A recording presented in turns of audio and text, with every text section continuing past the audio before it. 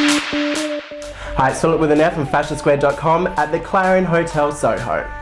She's one of Australia's leading and most respected credible lifestyle, fashion and pop culture commentators for both print, online, television and radio.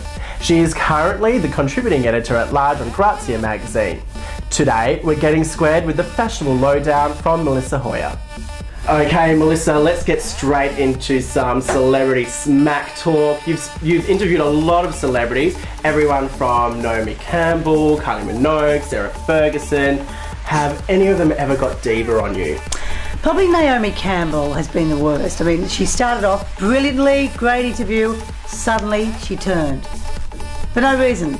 And I remember looking at her age and going, have I done something wrong? Have I said something wrong? And she went, no, it's just her, it's just her. So that was it. It was just a disaster, not from start to finish, from middle to end. So you're saying Naomi Cambell was never thrown a phone at you? What was she like in person? I mean, it's funny. I mean, Naomi was, when I first met her, like gorgeous and loving, and I'm mad about it, I love you, and it's all that. And she was fantastic. But suddenly, I don't know whether there's a bit of bipolar going on, but it just wasn't quite right by the end. And I was with Elle McPherson just this week, because she was in Sydney flogging Invisible Zinc, and she works the media very well. When you interview her, she talks to you, she's got it so down pat, the answers are exactly there. Then you get off stage and she just turns. Not turns in a bad way, but she has sort of the one persona, the interview persona, then she has her sort of normal persona, and they are very, very different. Okay, so you're in Grazia magazine, you work with Grazia magazine,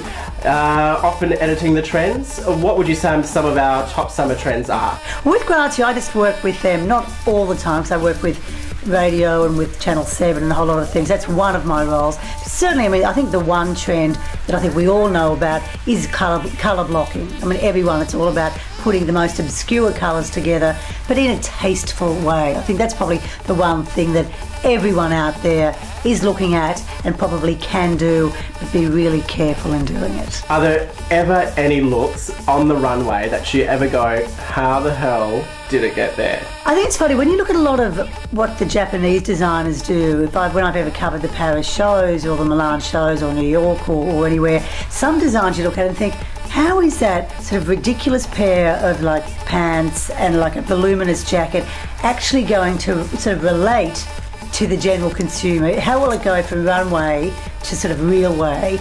But, there are always fans who want that sort of look. They want to look like art curators. It's a very sort of artistic look, and that's what some people like. It's certainly not mainstream, but it works for some people. On the Australian stage, who are your top Australian designers?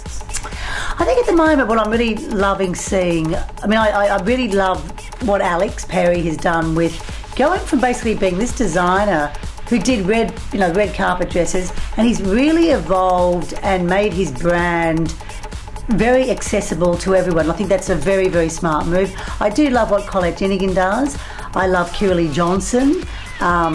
I think they're probably my three, Scanlan and Theodore, Melbourne-based name, who have just been constantly putting it out there and out there. And you can always go in there and get something that you think, yeah. And Camilla and Marc, I think they've got a really good following too, and doing some great things. And Willow, I really like Willow. Now you're in Adelaide for the Adelaide Fashion Festival. What are you most looking forward to? Well, certainly the show that I'm really excited about is the culmination show, which is of course the Chambord show. I mean, you've got your old school like George Cross and Harry Hu, and you've got Tim O'Connor, Gwendolyn Birkin, Jamie Sordino.